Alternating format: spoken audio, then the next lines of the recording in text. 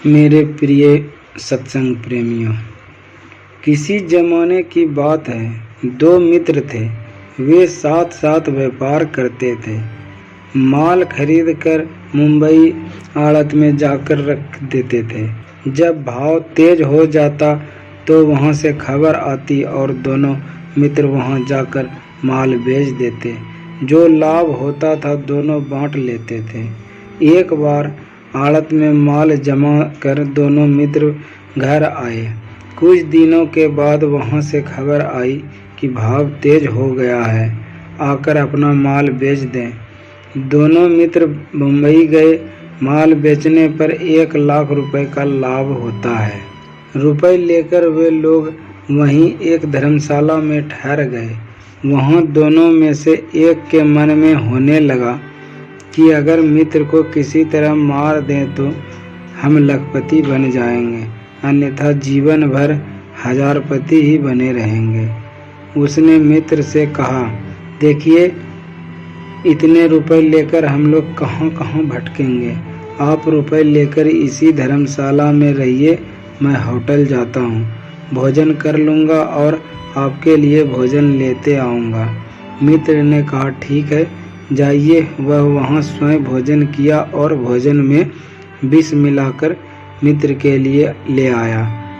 भोजन करते ही उस मित्र का राम नाम सत्य हो गया। उसने सबको कार पर लाकर समुद्र में लुढ़का दिया और मित्र के पुत्र को टेलीग्राम कर दिया कि तुम्हारे पिता बहुत बीमार हैं, जल्दी आकर भेंट करो। कुछ दिनों के बाद उसके घर जाने के लिए मुंबई से प्रस्थान किया। इधर टेलीग्राम पाकर उसके मित्र का पुत्र भी मुंबई आकर ट्रेन पकड़ने के लिए स्टेशन आया। पहला मित्र उसी ट्रेन से उतरा। उसके मित्र के पुत्र से भेंट हुई तो उसने दिखावटी रोना शुरू कर दिया। रोते रोते वह कहने लगा, हम एक रोटी को 2 टुकड़ा करके दोनों मित्र एक साथ खाते थे। हमारे दिल का टुकड़ा हमारे से भगवान ने छीन लिया, हम बर्बाद हो गए।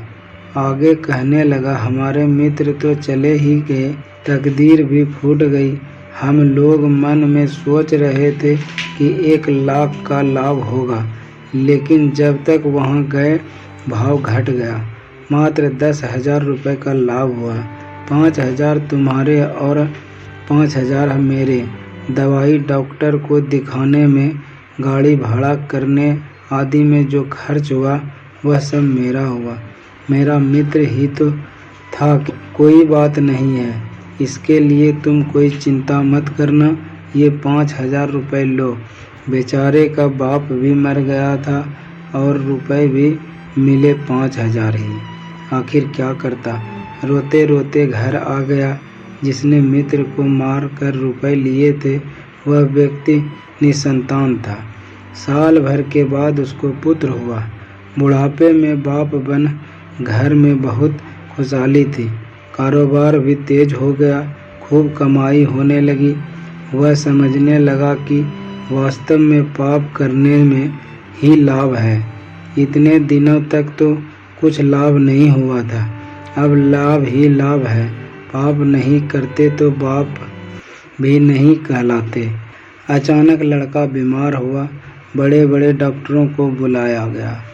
इलाज चलने लगा पर सुधार नहीं हुआ। अंत में डॉक्टर ने कह दिया, इस रोग का इलाज यहाँ नहीं हो सकता, इसे स्विट्जरलैंड ले जाइए। पैसे की कमी तो थी नहीं। ले गए स्विट्जरलैंड। वहाँ पर रहने, डॉक्टरों की फीस भरने, दवाई आदि में बेशुमार खर्च होने लगे। पर कब तक रोगी को आराम होगा, कोई ठिकाना नहीं। इधर जो मुनीम लोग कारोबार देखते थे, उन्होंने देखा कि मालिक कब तक आएंगे, कोई ठिकाना नहीं है। बस सब मनमानी करने लगे। मालिक जो खर्च मांगते भेज देते। अब मुनीम लोगों ने खाते में घाटा दिखलाना शुरू कर दिया।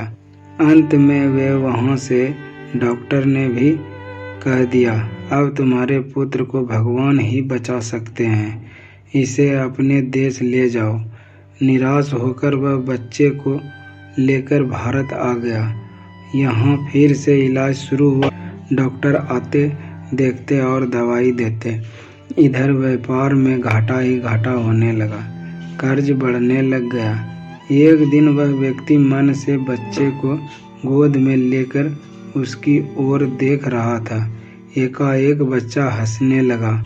उसके मन में हुआ कि बच्चे को आराम हो गया। पूछा, बेटा तबीयत ठीक है ना?